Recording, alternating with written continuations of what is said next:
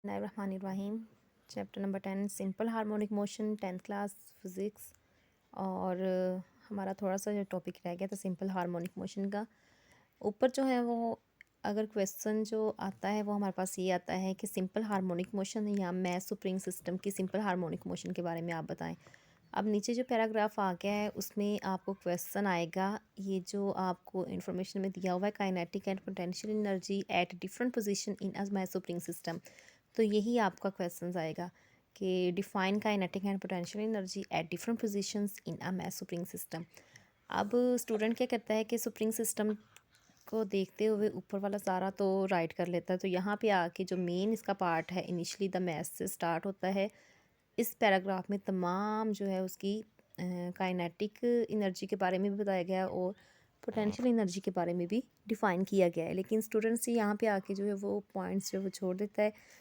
यहाँ से ही अगर आप राइट करना स्टार्ट करें और इसको एग्जैक्टली पॉइंट्स के साथ डिफरेंट पोजीशंस पर इनकी अलग-अलग से kinetic energy and potential energy को मेंशन करेंगे तो ये ज़्यादा जो है वो अच्छे तरीके से एक्सप्लेन होगा।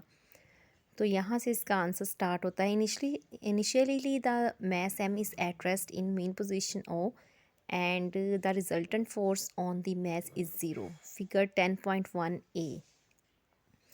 ऊपर वाली जो है वो 10.a जो है वो आपको उससे एक्सप्लेन करते हुए उन्होंने बता दिया गया है कि वो जब आपने क्वेश्चन जो का आंसर जो राइट करना है तो आपने फिगर जो ऊपर वाली करनी, नीचे जो एक्सप्लेन किया हुआ है वो आपको सिर्फ एक पार्ट लेते हुए स्प्रिंग का तो उससे एक्सप्लेन कर दिया गया है। लेकिन आप ऊपर वाली तमाम जो है वो डायग्राम को ड्रॉ करेंगे कि ए बी और सी तीनों पॉइंट्स में। अब ऊपर वाले फिगर में ये बताया गया है कि जो मैस एम है वो रेस्ट पोजीशन पर है O and the resultant force on the mass is zero. अब मीन पोजीशन पर जो उस पर फोर्स एक्ट कर रही है मैस के ऊपर वो है zero.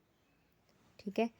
Suppose the mass is pulled through a distance x up to the extreme position A. जब हम जो है वो पुल करेंगे, मैस को खींचेंगे एक एक्सट्रीम पोजीशन एक्स की तरफ through a distance x up to extreme force exert position A and then released. जब हम उसको थोड़ा सा खींच के एक्स पोजीशन तक खींचेंगे और फिर इसको रिलीज़ करेंगे, the restoring force exerted by the spring on the mass will pull it towards the mean position O. अब जब हम उसको छोड़ देंगे मैस को तो उस पे जो है वो एक एक्सर्टिंग फोर्स अमल कर रही है जो इसको मेन पोजीशन ओ की तरफ दोबारा वापस खींचने की कोशिश करेगी।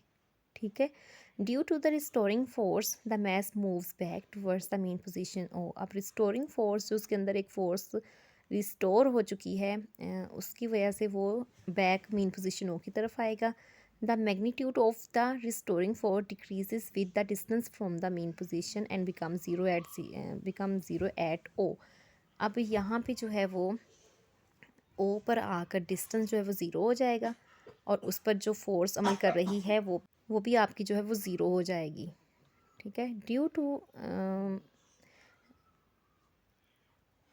however the mass gains speed as it moves towards the main position and its speed become maximum at zero। ठीक है।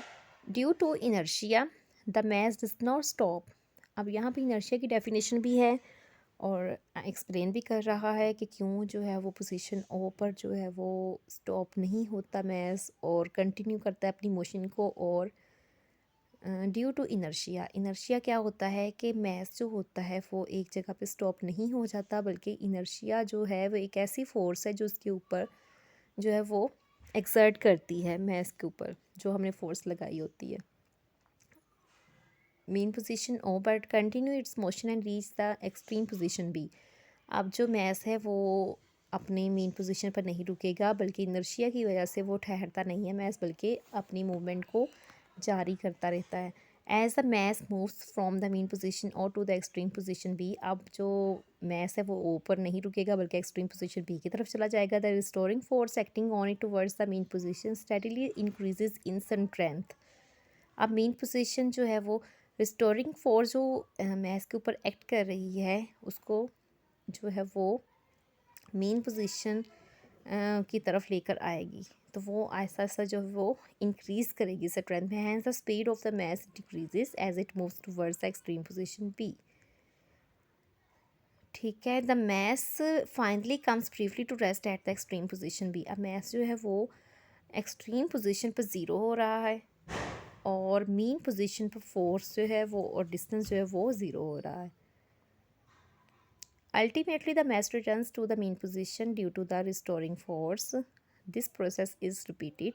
The mass continue to oscillate back and forth about the mean position. Or such motion of the mass attached to a spring on a horizontal frictionless surface is known as the simple harmonic motion.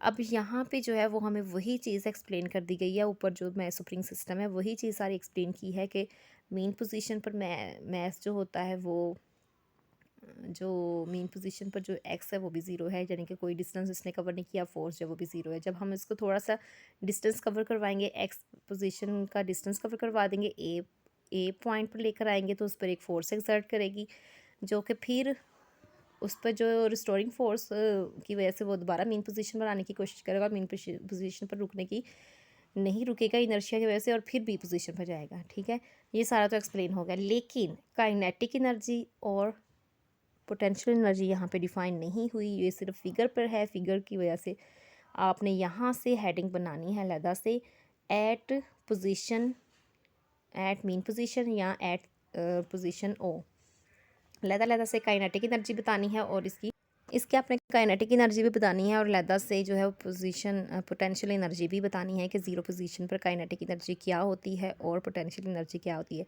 सबसे पहले आपको ये बता दें कि kinetic energy का formula है half M we square. ठीक है, काइनेटिक एनर्जी में हाफ एम वी स्क्वायर है। इसमें आपने इसकी स्पीड देख लेनी है, मैथ देख लेना है और बता देना है कि काइनेटिक एनर्जी जो है वो क्या है। मेन पोजीशन पर जो है वो मैक्सिमम होगी काइनेटिक एनर्जी और पोटेंशियल एनर्जी जो होती है वो होती है mgh, यानी कि इसमें हाइट आ गई है। अब यहाँ पे हाइट मैक्सिमम होगी, वहाँ पे पोटेंशियल एनर्जी भी मैक्सिमम होगी, और जहाँ पे हाइट नहीं होगी वहाँ पे आपकी जो है वो काइनेटिक एनर्जी मैक्सिमम होगी। अब यहाँ पे पहली हेडिंग आएगी at mean position, number 1 kinetic energy maximum, number 2 potential energy zero, और उसकी आपने रीज़न भी बता देनी है। उसके बाद आपने बताना है कि एक्सट्रीम पोजीशन ए पर क्या है, काइनेटिक एनर्जी ज़ीरो है, पोटेंशियल एनर्जी हाइट की वजह से मैक्सिमम है। उसके बाद आपने बताना है एट पोजीशन बी, वहाँ पे भी मैक्सिमम जो हाइट की वजह से काइनेटिक एनर्जी जो पोटेंशियल एनर्जी मैक्सिमम होगी, क्योंकि उसका फार्मूला होता है mgh, एच की वजह से उसकी जो है वो मैक्सिमम होगी और काइनेटिक एनर्जी ज़ीरो होगी।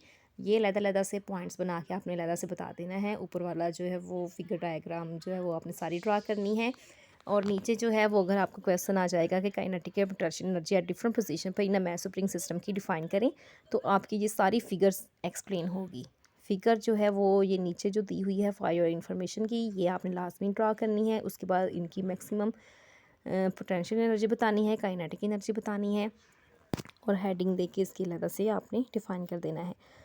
और सिंपल आपको ये नीचे बता दिया गया है कि इसकी जो है वो रिपीटेडली सिंपल हार्मोनिक मोशन होती है। द टाइम पीरियड अगर आपने बताना हो तो 2πm/k अंडर रूट आ गया है। ये कैसे आया है, ऊपर आपकी जो दी हुई थी एक्सलरेशन, एक्सलरेशन से हमने जो है वो a=-k/m और x k/m बता दिया है एक्सलरेशन का। उसके बाद इसके टाइम पीरियड का नीचे आपको बता दिया गया। ऊपर हमारी जो है वो एक्सलरेशन फाइंड किया हुआ है, नीचे हमारा टाइम टेबल है। इसकी इक्वेशन अपनी ऐसी इसी तरह से आपने याद कर लेनी है। आगे हमारे जो है न्यूमेरिकल्स में यूज़ होगा। Time period of a mass spring system T=2πm/k under root. ठीक है, नेक्स्ट टॉपिक हम नेक्स्ट वीडियो में पढ़ेंगे।